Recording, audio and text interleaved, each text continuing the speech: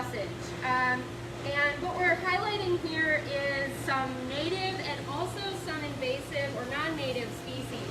So we've got our native five-line skinks in here. So we have both a male and a female. They are a little shy, so they may or may not come out. They'll probably come out when the food comes out. So they are good eaters.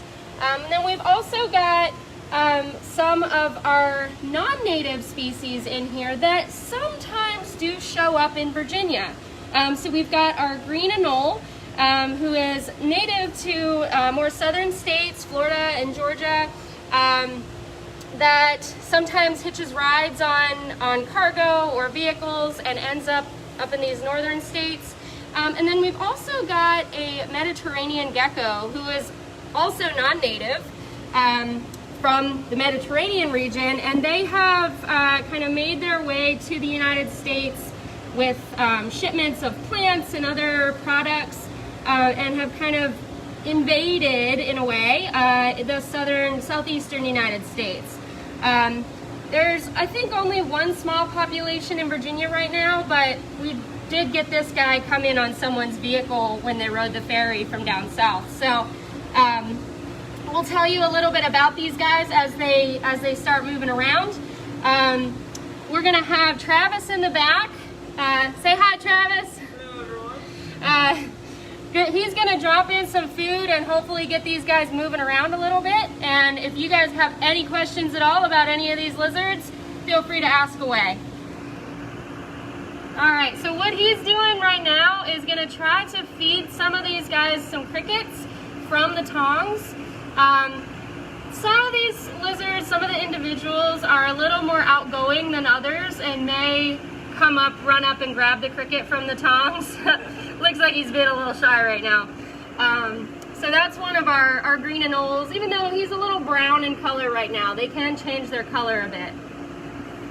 You have a question? Yeah, we have a question from Krista Bradshaw. Do you have any iguanas? We do not have iguanas. So iguanas are not native to Virginia, and most of our exhibits that we have here are native animals. These just happen to be non-natives that do range up into Virginia sometimes. So that's why we have them on exhibit. We have a question from Anna Marie Mullins. What temperature do you have this at? So all of our reptile exhibits, we tend to give them a variety of temperatures so that they can thermoregulate as they feel they need to. So down on the ground, it's much cooler, room temp, so probably between 60 and 70 on average, and then a little cooler maybe under those rocks. And then in the middle there on those branches, we have a nice heat lamp shining down from above. So it can probably get up to 80 to 90 degrees, and they can shuttle around within the exhibit to find the temperature that they want to be at. Andrew Buckles asks for Zoe, age 9, do they eat flies? They would eat flies in the wild, absolutely. So these guys are pretty opportunistic feeders, but they are insectivores. So all of these lizards would primarily eat insects that would be in their environment. So we feed them crickets here because that's what we have easily available. But yes, they would eat flies, ants, little beetles, maybe even some larvae that they find crawling around, little caterpillars and things like that. We have a question from Auden. Do you have unofficial names? Do you guys have pet names for them? We actually don't. Well, yes and no. Not all of the animals in this exhibit are named. But the 3 green anoles that we have in here, if you followed us before all the closures and everything happened, we actually had a couple eggs hatch on exhibit. So the ones that you're seeing now are babies that hatched last fall. And I believe one of them is pepperoni, one of them's cannoli, and one's ravioli. There's a theme. What length do they grow to as adults? So the anoles that you're seeing, they get to be maybe, 6 inches nose to tail. So they can be a little longer. The one that you might be able to see just the tip of his nose sticking out and the end of his tail on that branch right in the center of your screen there, He is the same age as the other two, if we can find them and show them to you, but he is substantially larger.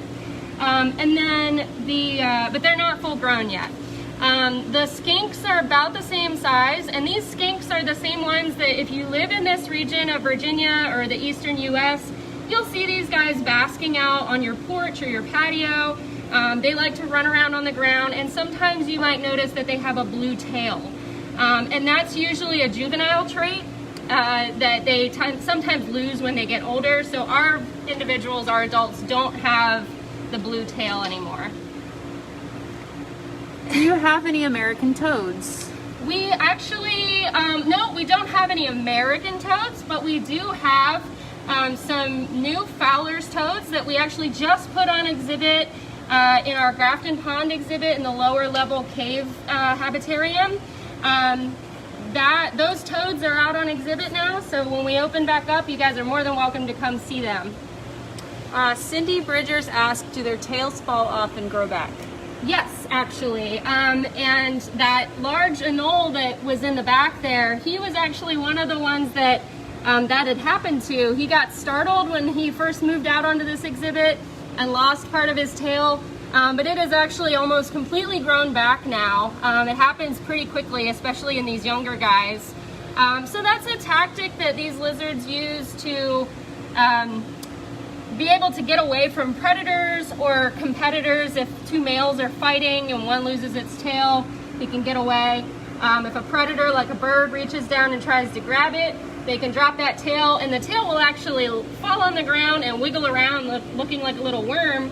And that's a good distraction for a predator like a bird, and then the lizard has an opportunity to get away.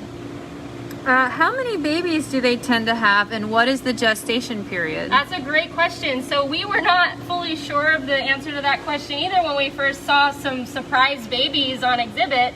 So we weren't planning on breeding them, but it just sort of happened. The anoles have actually only 1 to 2 eggs at a time. So they have relatively large eggs for their body size. Some lizards do things a little differently where they'll have smaller eggs and more of them.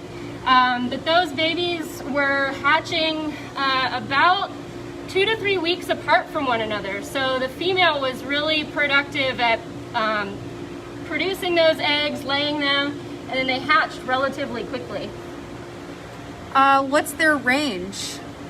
Their geographic range, all of these, well, the skinks actually range all along the eastern U.S. The anoles are mostly down in the southeastern-most states. I think they come up into the Carolinas, but not native into Virginia. And then the Mediterranean gecko, which we probably won't see him. He's a really good hider and has really good camouflage as well. Excuse me.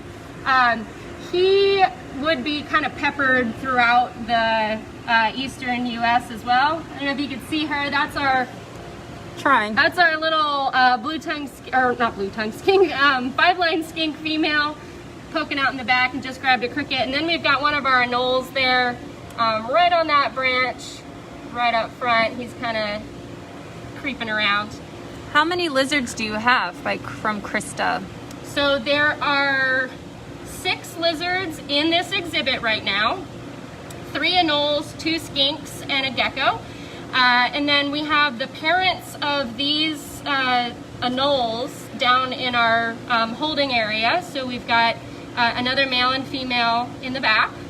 And then we've got some other species of lizards. So we have another exhibit of eastern fence swifts that is around the corner from this exhibit. So right now this exhibit is in our Chesapeake Bay gallery on the upper level. So you might have maybe walked by it and never even realized it was here. Doesn't stand out all that much, but if you really stop and look, you get some cool activity in here. So how do you tell the difference between an American toad and a Fowler's toad? That's a good question. So they look almost identical, except the number of spots, the number of warts inside their spots. So if you look at the back of those 2 toads, they have these dark colored spots on their back. And toads are very warty, they have the bumps all over them. And the American toad, I believe it is, has 1 to 2 warts inside those dark circles. And then the Fowler's toad has more, like 3 to 4 little warts inside each circle. So that's really the best way to tell them apart. How long do they live? The lizards? I'm assuming the lizards, yes. Okay. Most small-bodied lizards like this usually live between 3 to 6 years on average. A little less in the wild because they're good prey items for other animals. Birds love to eat these little guys and chase them around. Oh, we're getting some little head bobs from that guy. That's exciting. So if you've never seen this before, lizards will do a behavior where they'll bob their head at each other or at a potential intruder. So I'm not sure if he's bobbing at us or another lizard, but they'll do that to kind of say, hey, get out of my space, this is my area. In human speak, they're fronting. Yes. And actually the other day I saw 2 of these guys displaying at each other. So they started off with some head bobs, and then the larger anole, he has a dewlap. And what a dewlap is a little throat stretch of skin on their throat that they can fan out. And that dewlap is pink in color, and he kind of displays that to the other one to kind of scare him away in a way. Can they jump far? They are very good jumpers. I don't know how far, but if they are running away from a predator, they'll just take a leap of faith and hope to hang on to something, because they are quite fast and they're very good at what we call squirreling. So they kind of squirrel around the side of a branch and they can literally disappear. Like if you lose track of them, you might not see them again. So Gina asks, where did you get the geckos and skink? Okay, so the skinks are local. So they actually, both of these individuals had made their way inside our building from one of the entrances. And we're not doing so hot at first, so we took care of them, got them back to health, and they're doing really well now. The gecko, I believe, was on someone's car when they came from down south. They rode the ferry, and it was a cold day. When they got to the other side, they noticed this lizard stuck to their car, and he was also not doing so great because he was really cold.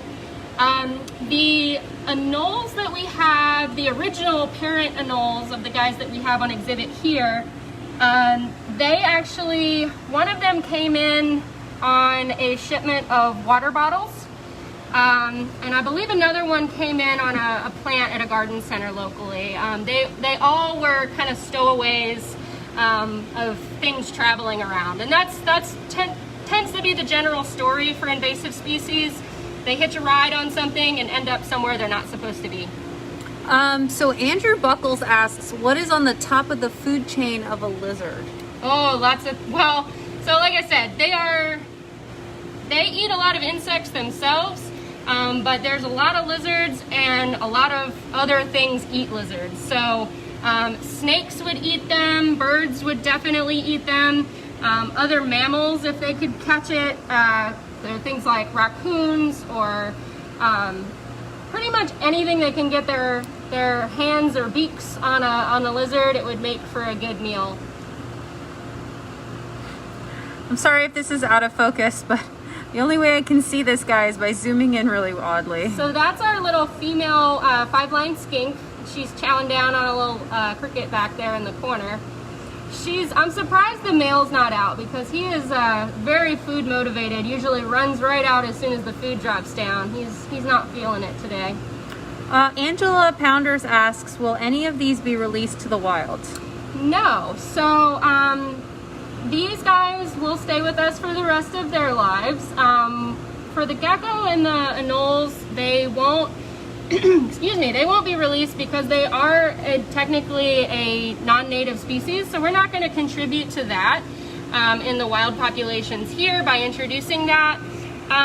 For the skinks, theoretically they could be released, but these are adult skinks, so they'll be probably with us for the rest of their remaining lives here. One of our skinks, actually the male, I wish he would come out, he's actually only got 3 legs. He came to us that way, so he probably lost that in a fight with another skink, or maybe a bird tried to catch him and he managed to get away. So he's a little more comfortable here. But yeah, we've got the male and the female skink. Oh, she's kind of darting around back there. How can you tell the anoles apart? It's very difficult. We've got the 3 anoles in here. One of them is substantially larger than the rest. Not sure where he ran off to at the moment. The one I'm filming? The one you're filming now is actually one of the smaller of the 2. The other small one is tucked way in the corner up here. The other large one is on the other side of this fern, which I know I cannot see. Yeah, it's really hard to get it to focus on particular things in here, but the big one is really the one that we can tell apart from the other 2. The 2 small ones look almost identical.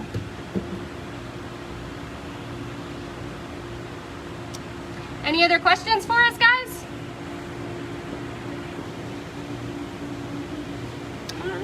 Okay, well, we can start to wrap it up then. Hopefully, we got our female digging around under there if you want to zoom in on. Oh, no, she just hid. Is there any brown anoles in Virginia, aka the Bohemian anole?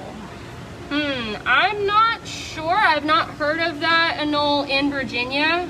There are lots of anole species. So if you go down into Florida and Cuba in particular, there are tons of different anole species, and they're really cool animals. They're very specialized for their particular habitat. So you have some that live way at the tippy tops of trees, some that lives on the ground, some that specialize in the branches or on the trunks of trees. So they're a really cool group of lizards, but as far as I'm aware, it's just the green and brown anoles that are in the US and have kind of expanded their range farther northward. All right, so we will start to wrap it up here. I'm so glad you guys joined us today. These guys weren't entirely active, but you got a couple little glimpses of some little lizard faces poking out. And that's pretty typical for these species. They are prey species for the most part, so they're not gonna come out if they don't feel entirely safe, and they're just a little nervous. So thank you all for joining us today. You can come back again this afternoon at 2:30 when we'll have another Facebook Live post. Excuse me. Continue to join us with our natural education on Facebook, TikTok, Instagram, all of those social media platforms. Check out our website. We've got all of our updated schedules of things on our website, thevlm.org. And we've also got some cool volunteer appreciation things. If any of our volunteers are listening, thank you so much, and we hope to see you again soon. And we'll see you guys again soon. Thank you all for joining us, and have a good day, guys.